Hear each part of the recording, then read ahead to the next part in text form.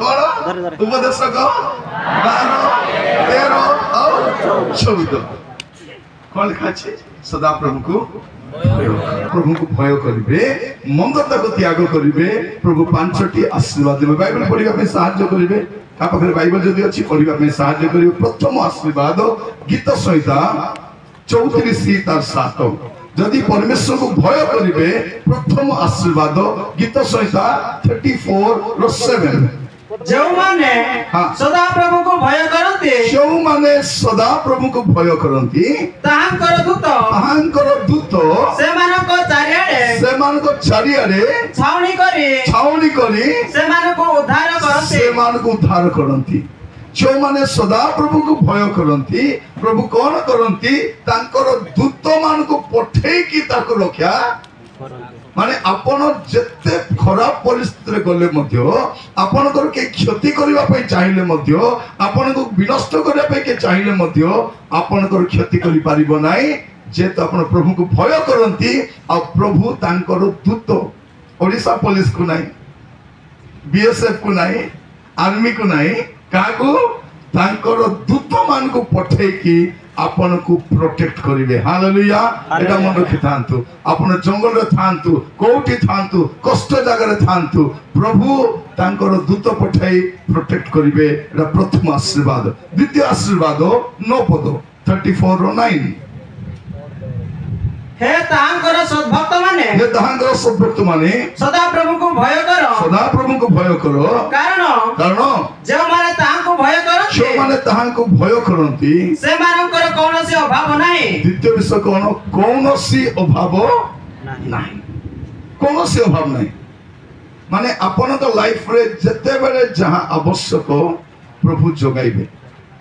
आपनकर वांट्स को नुहे आपण तो नीड्स को से कोन करिवे पूरा करिवे एटा द्वितीय विषय जे माने परमेश्वर को भय करे परमेश्वर को भय माने कोन मंदता को घृणा मंदता को त्याग जदी करि दबो प्रभु दूत पठाई आपण को सुरक्षा करिवे आ आपण को जीवन रे कोनोसी मंगल विषयर अभाव हेबो नाही प्रभु आपण का आवश्यकता पूरा करिवे आ तृतीय विषय गीत संहिता 111 तार 10 पद तृतीय विषय कोन गीत संहिता 111 तार 10 सदा प्रभु विषय को भय ज्ञान रो आरंभ मन रखि थांदो तृतीय विषय कोन आपण को जीवन रियल ज्ञान रो आरंभ हेबो जागतिक ज्ञान नै स्वर्गीय ज्ञान रो आरंभ होबो आपण ज्ञानी हेबे परमेश्वर को भय करबा लोक काली मु जन को कथा कहतिले जे लाइट बनैतिले की ना तांग ना थॉमस एडिसन नहीं कि टीचर कोई देले ए पिला किछि काम को नाही ए बुझी पारबो नाही और ज्ञान नाही से कोन कला पृथ्वी रे गोटे लाइट देला सूर्य परे राति बेले तुमको लाइट दरकार बेले देला तार ना थॉमस एडिसन जे फेलियर लोक रे सक्सेस के देखाइला ज्ञान रो आरंभ हेबो तृतीय विषय चतुर्थ विषय कोन गीत संहिता 145 तार 9 पद गीत संहिता 145 तार 9 हाँ सदा प्रभु समस्त को प्रति मंगलमय हाँ नहीं कौन लिखा है 145 9 की तो तले कौन लिखा है सॉरी 145 गोटे मिनट रुहतु 145 तार 19 पद न बोली कहली 19 पद सॉरी से अपना भयकारी मानकर वांछा पूर्ण कर कितना बड़ विषय देखो जदि आपण परमेश्वर को भय करिवे प्रभु कौन करिवे बसंतु आपनकर वांछा को से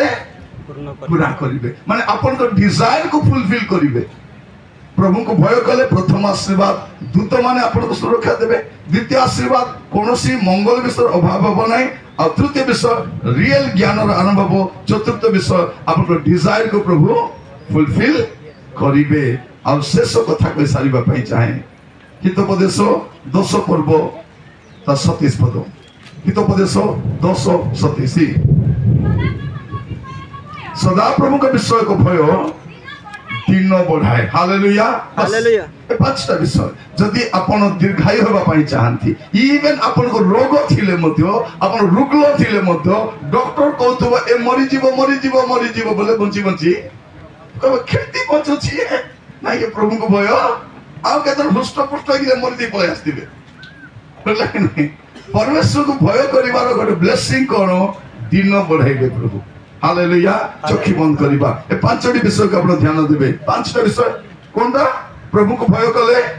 दूत मान हमको सुरक्षा करिवे प्रभु को भय कले कोनोसी अभाव हो नाही प्रभु को भय कले ज्ञान बढ़िबो प्रभु को भय कले आपन को मनोवांछा पूरा हेबो प्रभु को भय कले आपन को दिन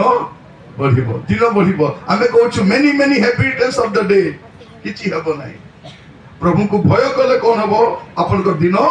बढ़िबो आसंतु अपना जगह ठिया हबा आ पदे प्रार्थना करिबा समस्ते अपना अपना जगह ठिया हबा आ पदे प्रार्थना करिबा पे जिबा ओ मोर प्रिय भाई भणी माने हाथ